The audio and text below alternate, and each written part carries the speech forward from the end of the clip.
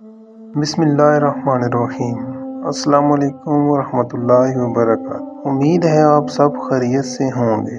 آج ہم ایک بہت اہم موضوع پر بات کریں گے، امانت، خیانت اور گمشدہ چیزوں کے بارے میں اسلام کی تعلیمات۔ یہ مسئلہ صرف بڑی چیز تک محدود نہیں بلکہ روزمرہ زندگی کی چھوٹی چھوٹی چیزوں سے بھی جڑا ہوا ہے۔ یاد رکھیں، ایک سچا مسلمان اپنی پہچان ایمانداری سے بناتا ہے۔ گمشدہ چیز کی پہچان۔ صحیح بخاری میں آتا ہے کہ رسول اللہ صلی اللہ علیہ وآلہ وسلم نے فرمایا، اگر کسی کو کوئی گمشدہ چیز ملے تو اسے کی نشانی یاد رکھے اور 1 سال تک اعلان کرے۔ اگر مالک آ جائے تو اسے واپس کر دے، ورنہ بعد میں اس سے فائدہ اٹھا سکتا ہے۔ یہ حدیث ہمیں سکھاتی ہے کہ اسلام میں کسی چیز کو آسانی سے اٹھانا ٹھیک ہے، لیکن اس کا حق ادا کرنا فرض ہے۔ امانت کی حفاظت ایمان کا حصہ ہے۔ دنیاوی مثالیں۔ جب گمشدہ اونٹ کے بارے میں پوچھا گیا تو آپ صلی اللہ علیہ وآلہ وسلم نے فرمایا، اسے چھوڑ دو، وہ خود پانی پی لے گا اور چر لے گا۔ لیکن بکری کے بارے میں فرمایا، وہ یا تو تمہاری ہوگی یا تمہارے بھائی کی یا بھیڑیا کی۔ ہر چیز کا فیصلہ عقل، حالات اور انصاف سے کرنا چاہیے۔ جلد بازی یا لالچ میں فیصلہ نہیں کرنا چاہیے۔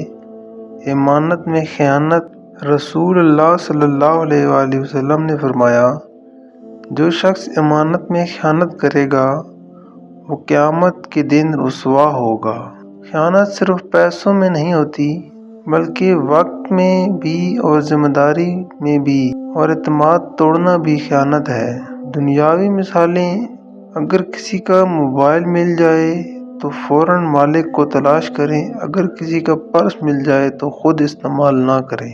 اگر کسی دوست کی چیز لی ہے تو واپس کرنا نہ بھولیں۔ دفتر کی چیز کا لے جانا بھی امانت میں خیانت ہو سکتی ہے۔ حتیٰ کہ کسی کا راز فاش کرنا بھی امانت میں خیانت ہے۔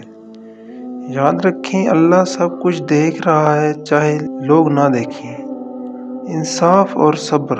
اسلام ہمیں سکھاتا ہے کہ صرف اس لیے کہ چیز آسانی سے مل گئی وہ ہماری نہیں ہوتی۔ صبر کرنا اور صحیح مالک تک پہنچانا ہی اصل تقویٰ ہے۔ جو شخص دنیا میں امانت دار ہوگا، اللہ اسے قیامت کے دن عزت دے گا۔ امانت داری نبیوں کی صفت ہے۔ رسول اللہ صلی اللہ علیہ وسلم کو نبوت سے پہلے بھی صادق الامین کہا جاتا تھا۔